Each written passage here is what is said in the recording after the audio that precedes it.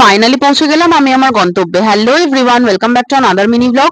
তো তোমরা তো আগের দিনই দেখলে যে আমি অফিস হাফ ডে করে কোথাও একটা যাচ্ছিলাম। সেই গন্তব্যেরই স্টেশনে আমি পৌঁছে গেছি। দিনের বেলা প্রচন্ড গরম ছিল আর ভীষণ ভিড়ও ছিল ট্রেনে। তো এবার আমি রিক্সায় উঠবো। স্টেশন থেকে নেমে আর অটোর জন্য ওয়েট করিনি, রিক্সায় উঠে পড়লাম। প্রচন্ড খিদে পেয়েছিল, তার সাথে গরমও লাগছিল, শরীরটা একটু খারাপও করছিল।